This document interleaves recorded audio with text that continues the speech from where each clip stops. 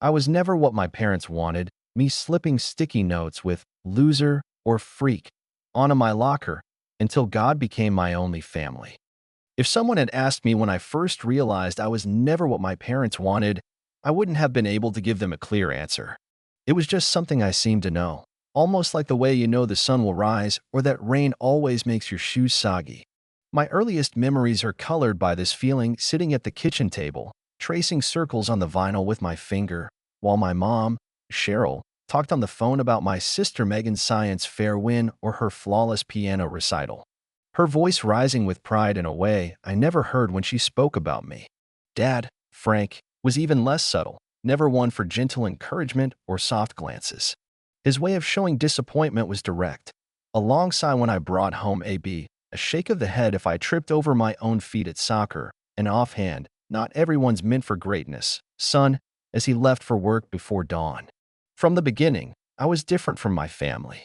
I liked quiet things, reading under the old maple tree in the backyard, listening to the distant rumble of trains at night, building towers from my toy blocks just to see how high I could go before everything crashed. Megan was loud, charming, always surrounded by friends or relatives who wanted to pinch her cheeks and tell her how beautiful she'd become.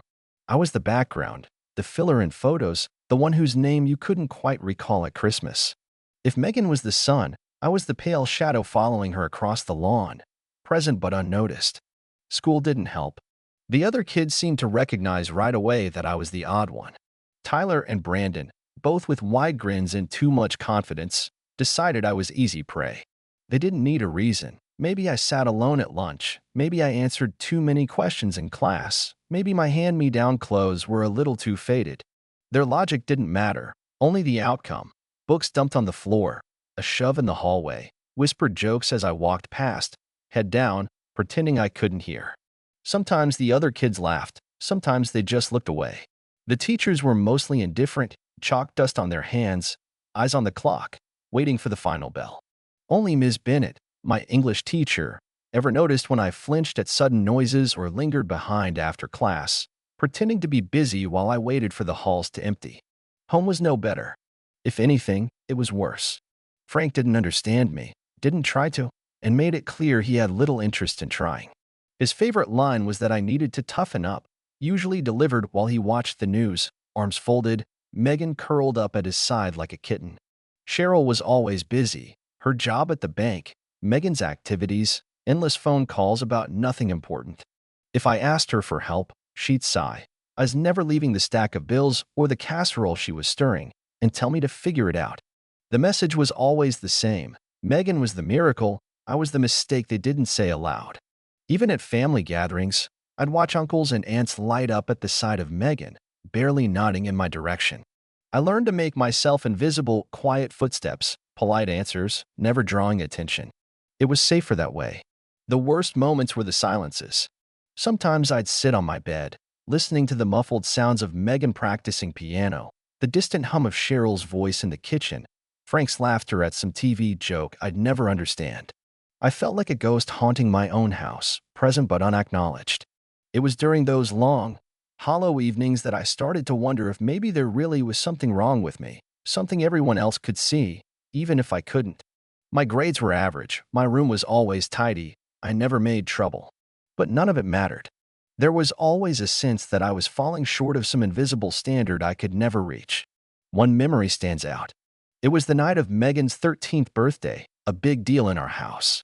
Cheryl made a cake from scratch, Megan's friends filled the living room, and Frank grilled burgers out back, wearing his world's best dad apron, a joke that always made Megan giggle.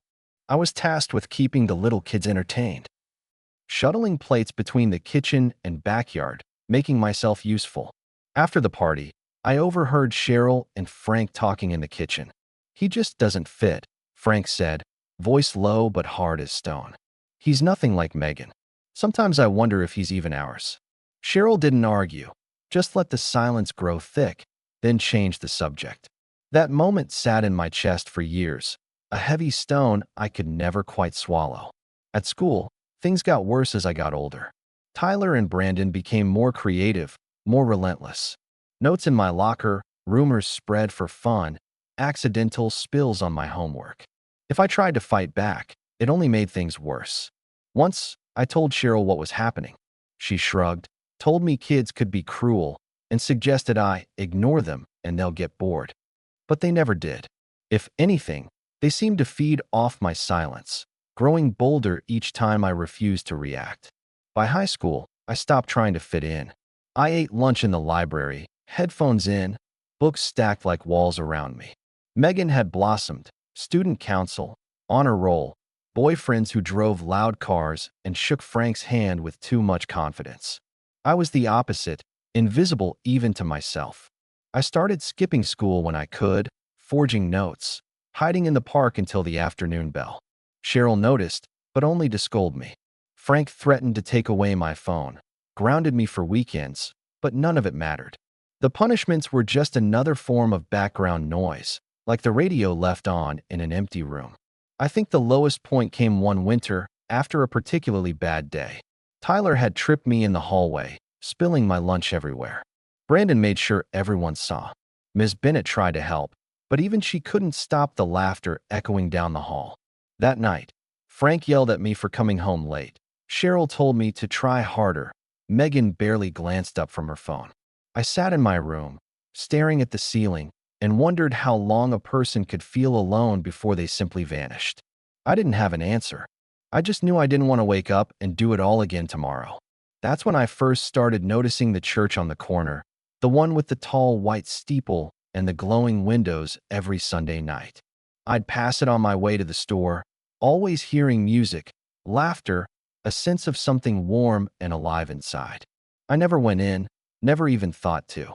But sometimes, standing on the sidewalk in the dark, I'd close my eyes and listen to the voices drifting through the stained glass. For a moment, I'd almost feel something shift, a flicker of hope, a reminder that maybe, somewhere, someone might notice I was there. In those days, everything seemed to close in tighter, like the world was gradually shrinking until there was no space left for someone like me to breathe. My family's routine went on without me. Cheryl up before dawn, Megan arguing about cereal brands, Frank already at work or hidden behind the morning paper. I kept my head down, tried not to get in the way, and counted the hours until I could disappear behind my bedroom door. The house was full of noise, but empty of warmth. Sometimes I imagined what it would be like if I were gone, if they'd even noticed the silence that followed. School offered nothing better. Tyler and Brandon ruled the halls in ways the teachers refused to see, and the older they got, the more inventive their cruelty became.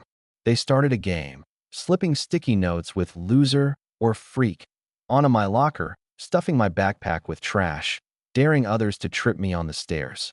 I tried to laugh it off, pretend their words didn't land, but the truth was that every small humiliation stuck like a burr I couldn't pull out.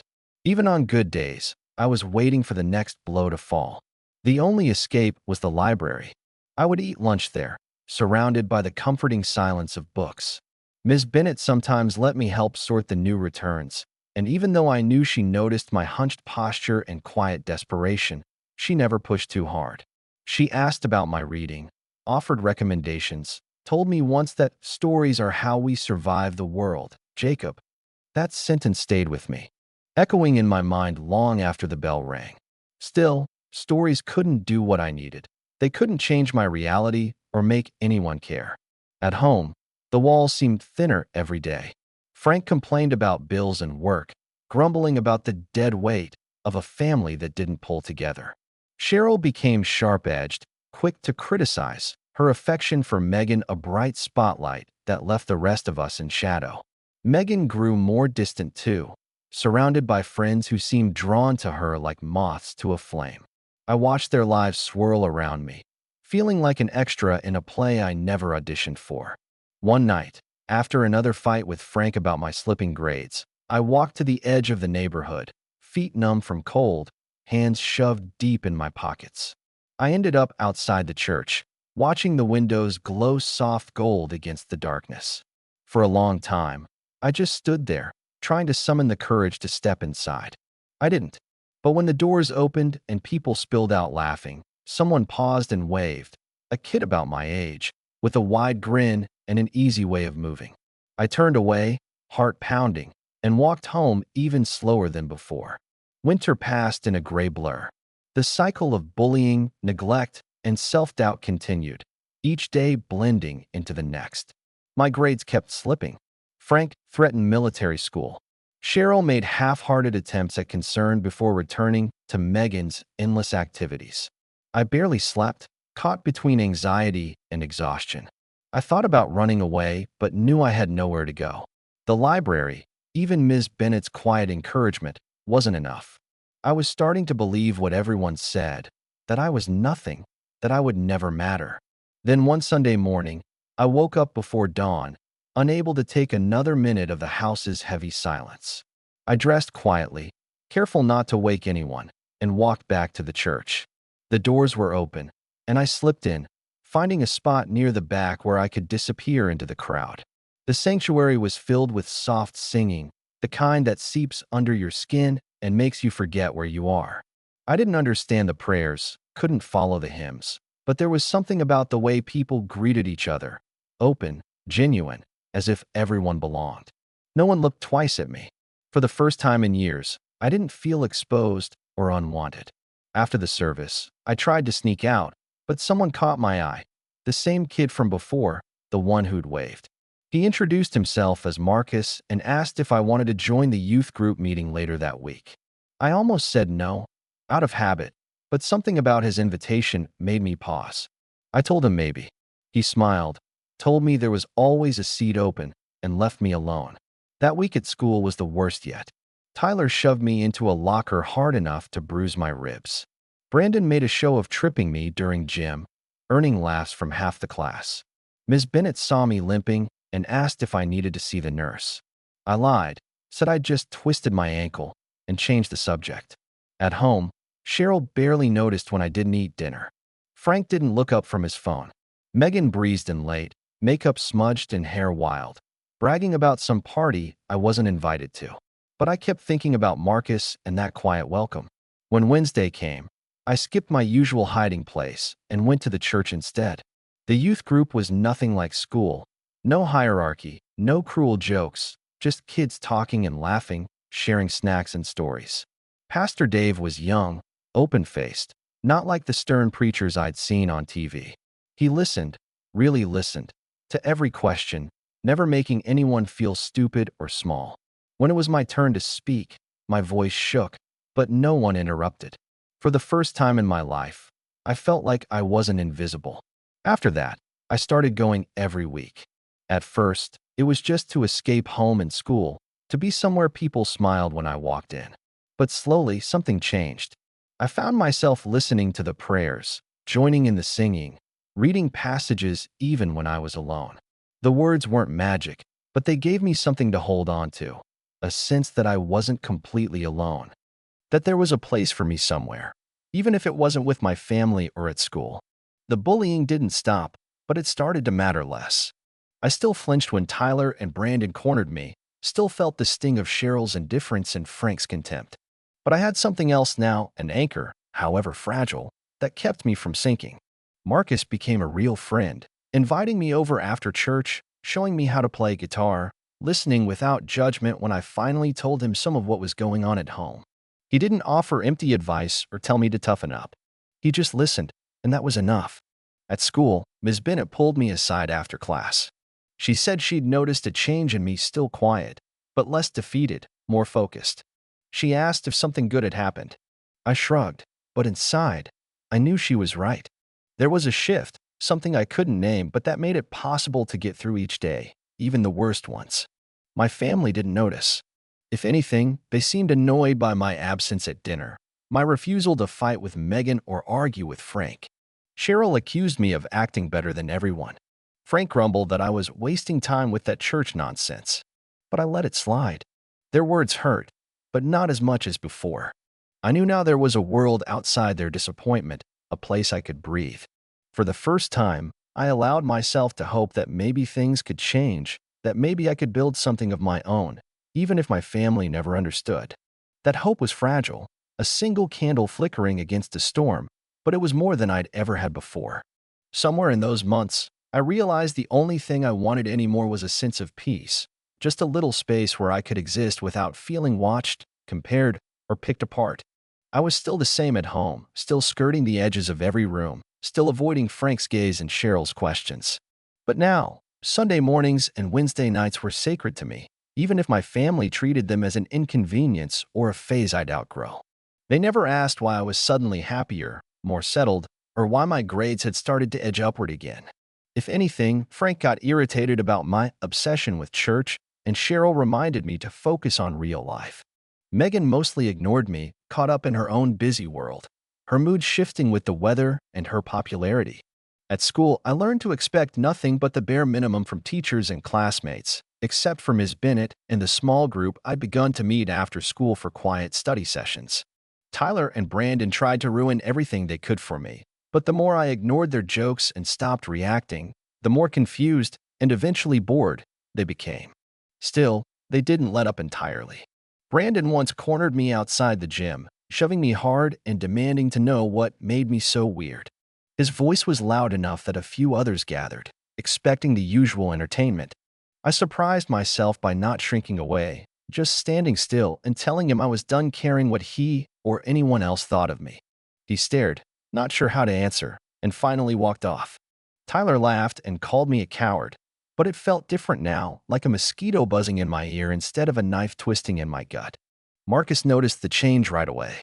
We'd started meeting up after school, sometimes at his house, sometimes in the church basement, where we talked about everything and nothing: music, sports, the dumb things that happened in class, and sometimes, quietly, the hard parts neither of us could say out loud anywhere else. Pastor Dave joined us when he could, never lecturing, just asking questions that made me think. He never pretended that faith was a magic solution, just that it gave us something to hold on to, a reason to try again. He told us stories about his own mistakes and doubts, about losing people he loved, about the way forgiveness could heal even the deepest wounds, not because it made the past okay, but because it made the future possible. The more time I spent at church, the more I realized how different it was from every other part of my life. Nobody there expected me to be perfect, or strong, or even especially brave. They just wanted me to show up. It was enough. I started helping out with little things, setting up chairs, sweeping floors, running errands with Marcus for supplies. The adults thanked me by name, looked me in the eye, and meant it. At first, that kind of simple kindness made me uncomfortable, like I was wearing someone else's clothes. But over time, I started to believe maybe I deserved it, even if I didn't always understand why. At school, things were changing, but not in a way anyone else noticed. I was still quiet, still on the fringes, but I didn't feel invisible anymore. I started bringing my Bible to lunch, reading at my table instead of pretending to work on homework. Once, Tyler grabbed it, waving it over his head and mocking me in front of everyone. I asked him, as calmly as I could, to give it back. Ms. Bennett saw what was happening and stepped in, her voice firmer than I'd ever heard. Tyler handed it over, scowling, and walked away. Later, Ms. Bennett asked if I was okay. I nodded, feeling something shift deep inside, a strange mix of pride and relief, like I'd finally stood my ground, even if only for a moment. That day after school, Pastor Dave asked me to share my story with a new kid who just moved to town. I was nervous, worried I'd say the wrong thing or come off as broken and pathetic. But as I talked, I realized I wasn't telling a story about being a victim. I was explaining how things changed, how faith and friendship helped me hold on when nothing else worked. The new kid, his name was Aaron, didn't say much, but he nodded and smiled, and I could tell he understood. We sat in silence for a while, both of us grateful for company that didn't require explanations. Things at home stayed tense. Frank's job was getting harder, and he came home angry most nights, snapping at anyone who got in his way. Cheryl spent more time worrying about money and less about anything else. Megan was still the center of their world, but even she started to fray at the edges, snapping at Cheryl, arguing with Frank, slamming her door so hard it rattled the pictures on the walls. The whole house felt like it was holding its breath, waiting for something to explode. I kept going to church, kept praying, kept reaching out to Marcus and Aaron. It was never easy, but every day felt a little less impossible. I started to sleep better. I stopped feeling like a ghost, even if only for a few hours at a time. The best days were the ones when Marcus and I would walk home together, talking about nothing, laughing at old jokes, just glad to be out of the line of fire. Spring came, bringing new problems. Megan's grades started slipping, and Cheryl panicked. Frank doubled down, making threats he never followed through on. Megan, usually so sure of herself, started sneaking out late at night, coming home with tears in her eyes, pretending nothing was wrong. For once, I felt like I could see past her perfect act, saw someone just as lost and scared as I'd been. I wanted to help, but I didn't know how to bridge that distance between us. At school, Tyler and Brandon's group got into trouble for stealing from the locker room. For the first time, teachers took them seriously. Ms. Bennett called me in after class and asked if I was okay, if they'd ever pressured me to join in. I told her the truth, no, I'd always been on the outside. She nodded, then said something I'll never forget. Sometimes being different is the bravest thing you can do. I carried that with me, another small shield against the world. As the year ended, Pastor Dave encouraged me to help start a small group for kids who didn't fit in anywhere else. I said yes, even though it scared me. The first meeting, only 3 kids showed up: Aaron, a shy girl named Rachel, and a quiet boy who wouldn't say his name. But it was a start. We talked about our week, about the things we wanted and the things we were afraid of. We prayed together. I was surprised how natural it felt, how right. At home, nothing changed on the surface. Frank still criticized everything I did. Cheryl still hovered over Megan, worried and frantic. Megan still ignored me, but I saw her watching sometimes, saw the way she listened when I talked about church or my new friends. It was like we were all waiting for a signal, for someone to say out loud that things weren't okay, that maybe we could try something different. By summer, I'd found a rhythm: school, church, home, repeat. It wasn't happiness, not exactly, but it was enough to keep me going. I started to believe that maybe, just maybe, I was worth something after all, not because of what my family thought or what the bullies said, but because I was still here, still trying, still hoping for a better day. I didn't have all the answers. Some nights, the loneliness still crept in, especially when the house was dark and silent and everyone else seemed so far away. But I prayed, quietly, for strength, for patience, for a chance to show my family the person I was becoming. I didn't know if they would ever understand, or care, or love me the way I needed, but I had faith, and that was finally enough. The summer that followed was the strangest I could remember. In some ways, nothing changed at all: the same silences, the same arguments, the same feeling that I was only passing through my own life, a guest in my family's house. But in other ways, it felt like everything was shifting under my feet. I spent most days at church, helping Pastor Dave and Marcus set up for youth events, or meeting Aaron and Rachel for our small group. Those afternoons in the cool basement were the only times I felt like I was really myself, like the person I became there was the one I wished I could be everywhere else. Nobody asked me to be different. They just let me be, and that freedom made it easier to breathe. Still, there were days I couldn't ignore the ache of not belonging at home.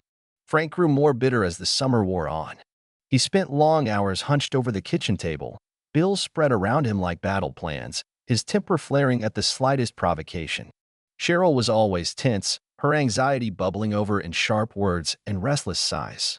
Megan, who had always seemed unbreakable, started spending more time in her room, doors closed, headphones on. Once, I passed by her door and heard her crying softly, but when I knocked and asked if she was okay, she only told me to go away. That was the most she'd spoken to me in weeks. I started to notice things I hadn't before. Megan's flawless mask was slipping. She was fighting more with Cheryl, snapping at Frank, avoiding her old friends. One afternoon, I found her sitting on the back porch, knees pulled to her chest, staring out at nothing. I sat beside her without saying anything. For a while, we just listened to the cicadas buzzing in the heat. Finally, she whispered, "Do you ever feel like you don't matter?" I almost laughed at the irony but stopped myself. I wanted to tell her everything, how I'd spent years feeling invisible, how the pain was something you learned to live with. Instead, I just nodded. She wiped her eyes, mumbled thanks, and went inside. We never talked about it again, but something was different after that, like she knew, deep down, that I understood in a way nobody else did. At church, things kept moving forward. Our small group started to grow, a couple more kids joined, some with stories like mine, some with scars you couldn't see. Pastor Dave encouraged us to keep going, reminding us every week that community starts with courage, that even showing up was an act of faith. Marcus and I spent long afternoons planning games, coming up with topics, finding new ways to help everyone feel welcome. I started sharing more, too, not just the good parts, but the anger, the doubts, the moments I still felt hopeless. Nobody tried to fix me.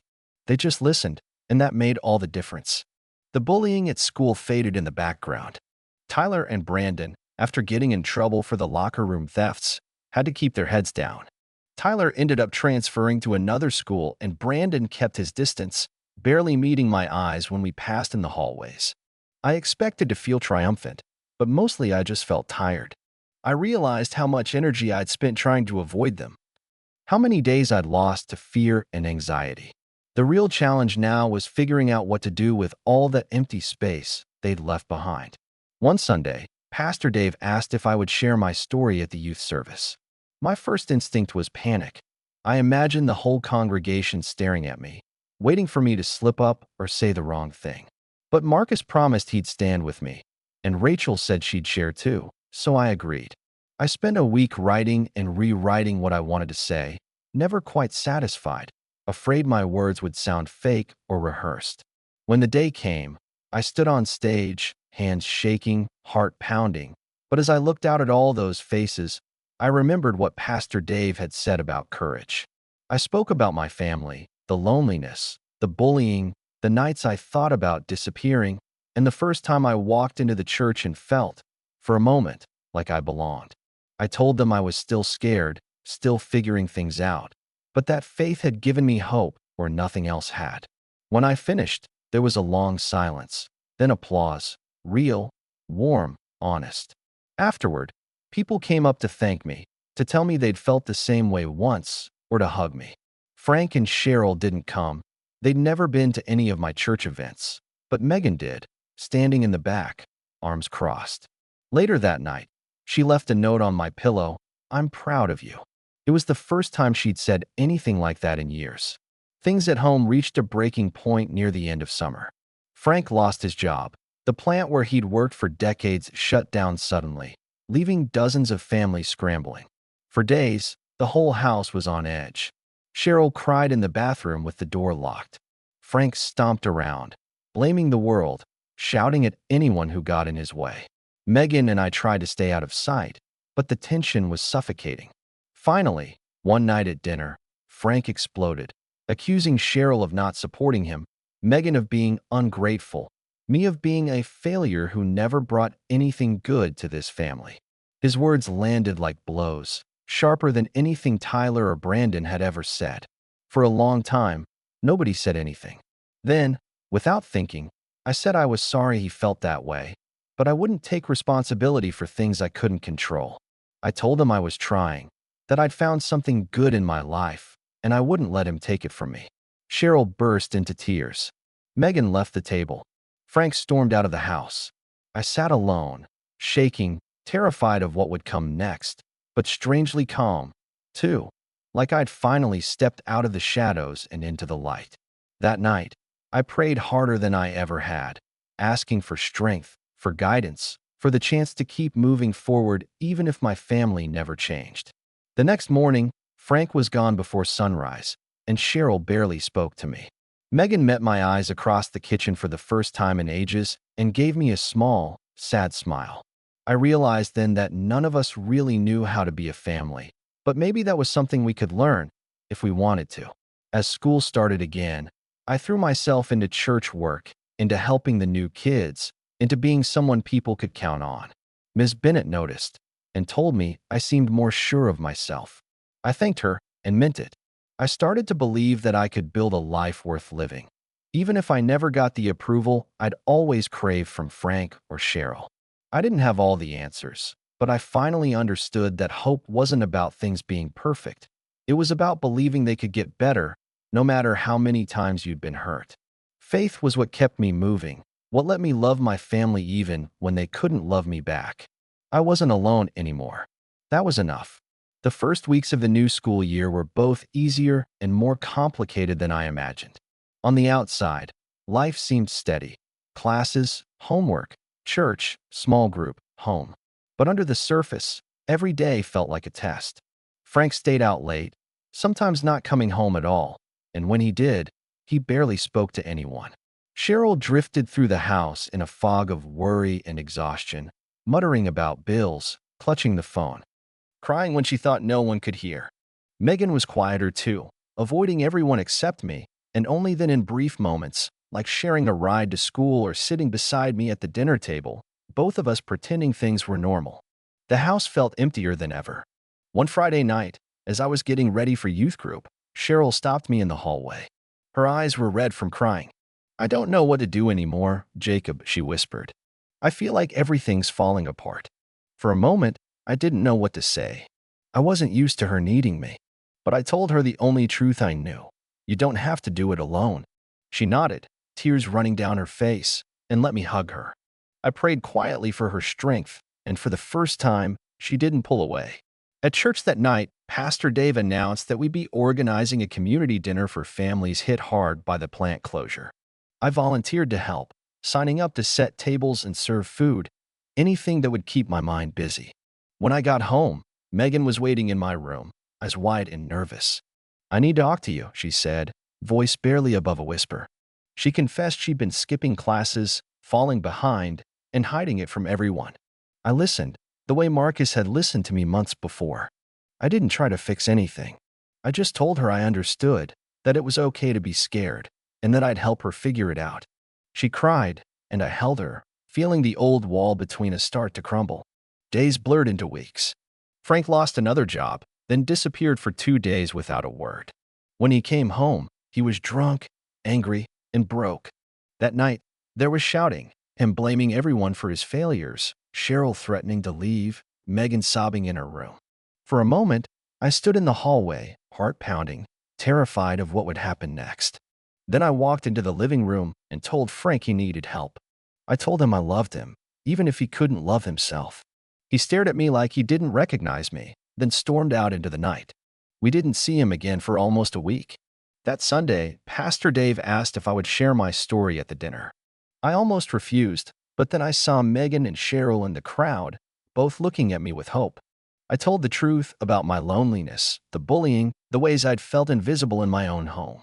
I spoke about faith, about finding family in unexpected places, about how forgiveness was the hardest and bravest thing I'd ever learned. When I finished, people clapped, some cried, and more than one parent pulled me aside to thank me for saying what they couldn't. The next day, Frank showed up at church, looking smaller than I remembered. He waited until the end of service, then found me outside. "I heard what you said," he muttered, eyes on the ground. "I'm sorry, Jacob. I never wanted you to feel like you didn't matter." For a long time, I didn't say anything. Then I told him I forgave him, not because everything was fixed, but because I needed to. He nodded, and for the first time, he hugged me. It was awkward, stiff, but real. The months that followed weren't perfect, but they were different. Cheryl got a part-time job at the library, Megan started coming to youth group, and Frank began seeing a counselor Pastor Dave recommended. Sometimes we ate dinner together. Sometimes we argued. Sometimes we laughed. Nothing about us looked like the families I used to envy, but that was okay. I had faith things could get better, even if it took years. The unexpected twist came in the spring.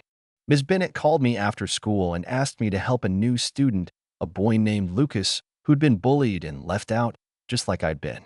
I met Lucas by the lockers, recognized the lost look in his eyes. I sat with him at lunch, invited him to church, told him my story.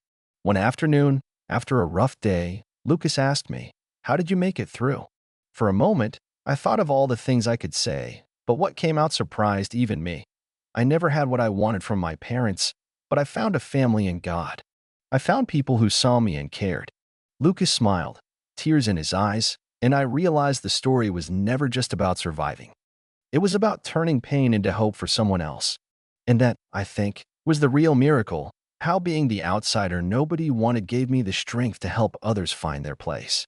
My story didn't end with perfect happiness, but with the truth.